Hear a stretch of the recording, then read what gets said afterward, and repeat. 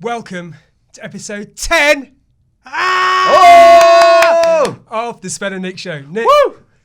how cool is that? It's amazing. I can't believe it. I've never Episode done 10. I've never done 10 of anything. Anything ever. It's I never thought we'd get this far. It's so cool. We've been smashing it, and I think we've been improving every time. Yeah, right? and I think we need to take a moment just to recognise the amount of work that Spencer's put into editing this show. Oh, because it's easy to come here and have a good time every week, but someone's got to edit this thing. Thank you so much. But I think we should also pay, our respects to amazing production and planning for every single show. You'll be the one that said this is what we're going to focus on every time. So awesome, absolutely great. Thank you. We make a fucking good team, mate. I think we do. Come on, one more high five. Good team. Bit of swearing in this. So this week the plan is to talk a little bit about a blog post that I wrote recently. Yes. It's called The Innovation Space, or it's called Mapping Innovation, based off of the innovation space. Indeed. It's a concept I got from this book. Here's one I prepared earlier. Riding the Innovation Wave by John Besant. And there's a fantastic model in it which talks about almost like a compass that you can use to navigate the areas that you're doing new things in your organisation, so that you can spot maybe new places that you can go to that you might not have thought of before. And the 4 areas, just want to kick off with that, Please. if that's all right. Yeah. Is the first one is about like making changes to your product. Then the second one is about making changes to the processes, like how you make your product. Might be systems or tools as well. Then the third one is new markets. So maybe looking for kind of new target customers to serve. You might have been doing B2C before, then moving on to B2B. I think that's kind of a preview of what we're going to be talking about later on. Yep. And then you've got business model. So that's how you create, deliver, and capture value for your business. And it's really interesting because in the same way that a compass has north, south, east, and west, and you can go in those directions, well, you've got 4 directions now that you can look in your business that you can go in. So I wanted to look at this model and then talk to you a little bit about what changes are you making with your business and where are they fitting on that map. So the first one is product. Do you want to tell us a little bit about Future Builders and a little bit about the product and maybe some of the new things that you're doing? Future Builders is essentially a learning tool that's focused on resources, not courses. Courses are essentially ineffectual in many places. They don't deliver the results that people really need. So what we're doing is enabling increased productivity and increased professional growth by giving people the resources and the content that they need at the point that they need it. So that's what we're doing as Future Builders. And what's the product then exactly? The product essentially, it's again, the most simple form is think of Spotify and the playlists that you can get with Spotify. We're doing that for learning content. So playlists of learning based on a particular theme that help you grow and help you with your productivity and work. That actually sounds really good. Yeah. Phew. And so, can you tell us a little? You can sign up now, by the way. I will. I think I already have. Futurebuilders.co. Futurebuilders.co. Perfect. And so, what are some of the changes that you've made to that product, and maybe some of the different directions that you've taken with it? Oh yeah. So I guess we've gone on a really meandering path from the beginning, from the first inception of Future Builders. We started off focusing on coding courses, on kind of thinking about the coding bootcamp space, which is a world that I came from before with makers, and how you can do that in an online environment. So that's what our first kind of go-to-market or first product focus was. And then we realized actually it's a really competitive space. There's a lot of people out there, and actually it's a commoditized market as well. It's getting a lot of freely available content out there. And this is kind of where some of those trigger points for our pivot started to come out, because you can get a lot of that stuff freely available anywhere. And then we went through a phase of like trying to figure out what we should become. Are we a community? Is that what we need to be focusing on? Are we focusing on tech skills? Are we focusing on future skills? What is it that we're trying to do?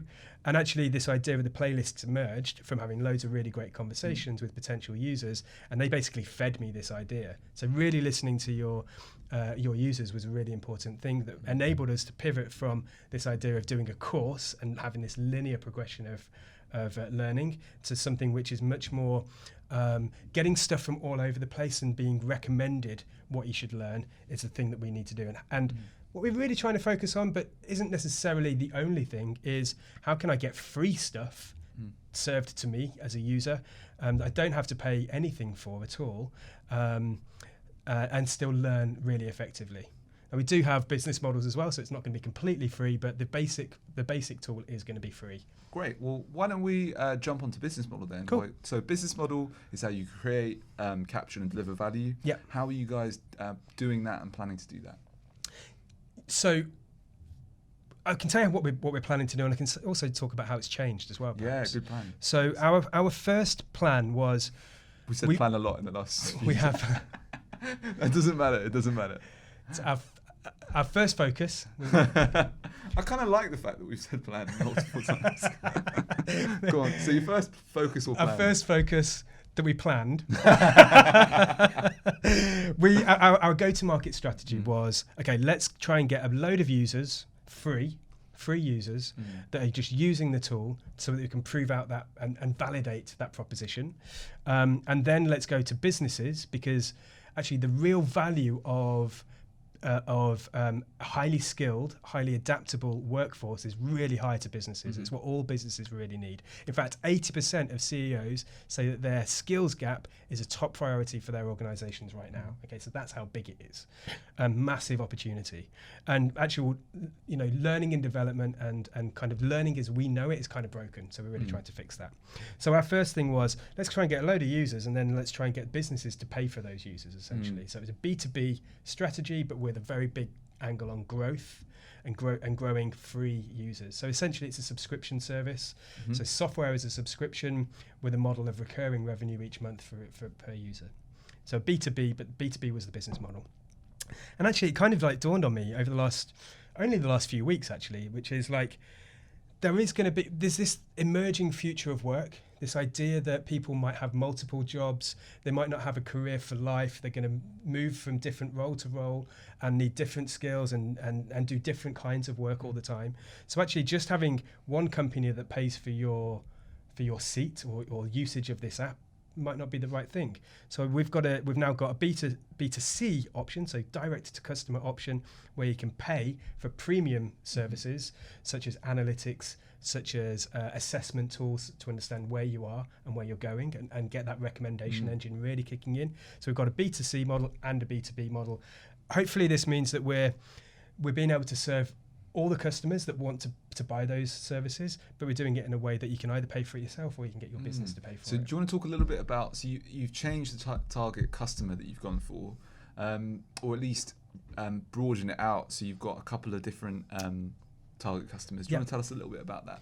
Yeah, so there's a strategy here, which is essentially what we're aiming for is to go in an underserved market. It's a classic disruptive innovation. We're going for an underserved market that don't have access to big kind of enterprise level, glorious pieces of software. People that don't have access to some of these great platforms. So we're going for that with a cheap or free version to start with, and then essentially we go up market. So we try to sell the premium features, and then we go up one more step to like the small businesses, the growing startups that might not have learning and development teams, they might not have HR people, they might not be able to do all of the learning support that they would like to be able to do. So we're offering that almost as a service through software. And then again, we go upstream, and eventually we're thinking towards the end of this year, we'll move into the enterprise space where we build out these additional features and functionality, which enables us to sell to really big organizations on a subscription basis. And that's where we make Listen, the big bucks. You remind me of, I was watching news this morning, and there was a short clip of the Sainsbury's CEO on a video going, "I'm in the money, I'm in the money." It was really funny. And now he's in trouble. I think he's leaving now. But it was a while ago that happened, but he's stepping down. So that's the latest there. Yeah, so probably shouldn't say that with me. yeah, don't sing that on your own, because that's not going to come out well. No. So it's interesting. So it started off, you were first targeting people that wanted to learn, individuals that wanted to learn, yes, and track their learning and record it, and have it all in one place, basically. Yeah, exactly. Yeah. And then what you did is you moved on to businesses that want to track their employees' learning or support them with their learning. Yes. And then enterprise has gone much bigger than that. So it's gone from SMEs to enterprise on a much bigger scale. Absolutely, yeah. So I think of the model, the overall thing, and the place where we're getting towards, and we haven't built all of this out yet, is two kind of main products or main things that we do.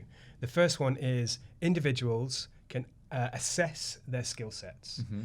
I don't know about you, but I find it really hard to know how good I am at things if I haven't done something official course, right? I've done loads of learning, particularly over the last 5-6 years of working in startups. I've been constantly developing all these things. Coding, doing marketing. In the last couple of weeks, I've been coding, doing marketing stuff. I've got no idea how good I am at any of that stuff. But actually, wouldn't it be good if you can do some kind of assessment about all of that breadth of skills that you've got? And even stuff like soft skills, that are the hardest skills to learn and to develop, but actually we still call them soft because they're really hard to measure and actually really hard to acquire. Imagine if we can start to assess our capabilities on that.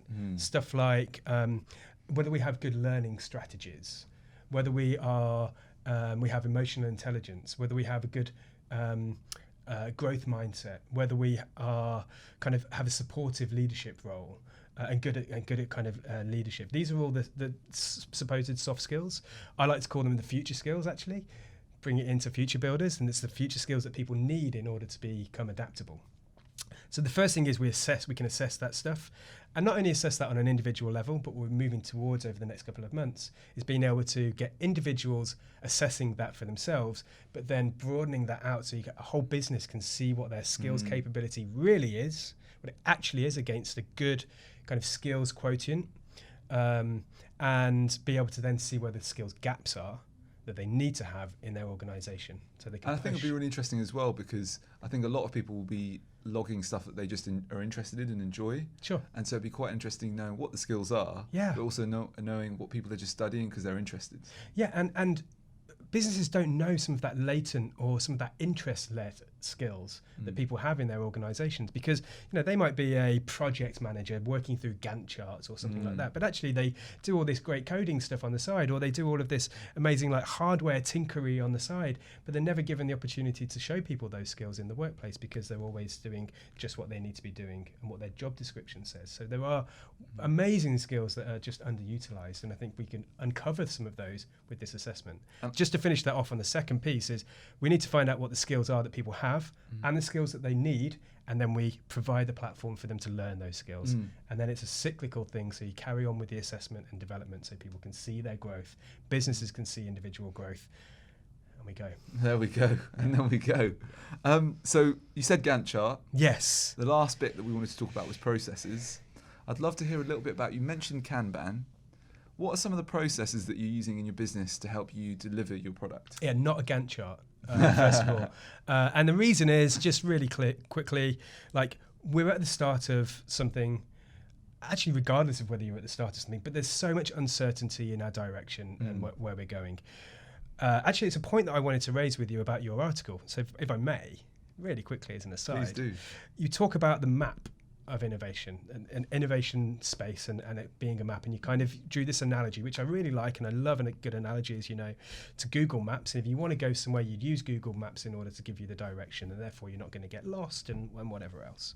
The problem I have is I don't know what that destination is necessarily, and this is why I think the compass was a really good analogy, but the analogy of the Google Maps might not necessarily work for me. It might work for someone further down.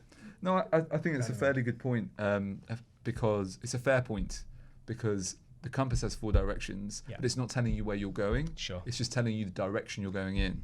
Whereas when we say it's a map, it's the wrong analogy. The right analogy is that it's a compass, or perhaps the GPS. Cool.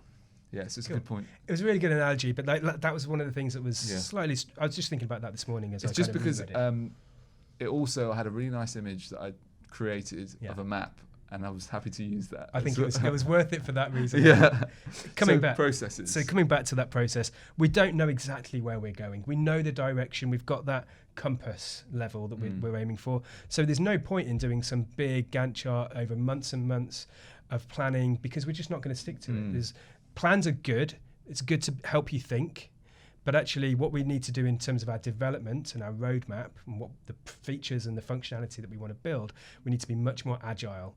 And like, I mean that both as a capital A and a small a version of the agile. So we need to be nimble and quick and all that kind of thing. That's the small. That's the small a. So it's about that nimbleness. But actually, capital A is a particular framework, specific framework that we kind of do. We do a blend of a number of different flavors, if you like, of agile. There's things called a Scrum version of agile. There's Kanban. There's XP, extreme programming. What we broadly do is a thing called Kanban. So essentially, what this is we have a load of things that we want to get done, a load of tasks that we want on the product that stick on the left-hand column of a number of columns. Think of like a spreadsheet. It's fine in this instance. So a load of things that we want to do. The next column is the things that we are doing right now, the active tasks that we're trying to nail off, the things that we can tick off. And then the final column. But that tends to be one thing at a time. One thing at a time. It's really important that it is only one thing at a time. In fact, I know on our Kanban we've currently got a couple of things, but they're interrelated, so it makes sense in this instance. And then the final column is the things that you've done, the things that you've completed. And so you move these tasks across from on the backlog, on the wait list, if you like, to they're actively being worked on right now to they've been completed, and then when they're completed they can be deployed and we can see. And what happens if you start a task but you can't finish it? You should know that in advance, so that should be based on dependencies. So what we tend to do is we plan our workloads over about a 2-week period. So broadly we call these sprints. Really, it's a block of work, and we broadly look at about 2 weeks of a particular focus, and it's in the sprint planning where we kind of go through all the things that we want to achieve. We work out what the priority is, which are the things that need to come first, whether there are dependencies. I'll give you an example of a dependency that we've got right now. We're doing some kind of semi-machine learning stuff based on getting recommendations for people around specific topics, categories of learning. So what we need to do first is we need to categorize all of our great content. So that has to come before we can start to unleash the algorithms. So we need to build out those category lists. That's now been done. The next thing is that we need to display those categories to people on the front end. So when they first hit the website, you can see the category of the playlists. And then what we need to do is start to build the algorithms based on the things that people are looking at the most and the things that people are liking, and then we can start to make sure that the content, which is really good, gets served to people at the right time. So all of those are kind of dependencies. It's flexible. It's really flexible in that instance. So what I love is from using this compass is we've managed to look around your whole business and get a really good idea of what you're doing in terms of your products, your processes, like the customers, the markets that you're trying to focus on, and we also know a little bit about your business model. And I think that's probably under the 20 minutes. So yeah, I'm pretty pleased with that. I think we've just smashed it. Yeah. So I think what's come out of this is maybe next time we should look at your business model in a bit more detail. Maybe use the business model canvas, and that could be something exciting to kind of share with everyone. Yeah, why not? I'm happy to share everything that we can. I think this is valuable learning, and it will certainly become a playlist on Perfect. So that's it for today. Please like, subscribe, share with your friends, and yeah, we hope to see you next week. Really great stuff for episode 11. I can't believe it. That's awesome. Thank you. Yeah, until next time, be good. Be good. If you can't be good, be careful. That's what I was told. That's what my mum said.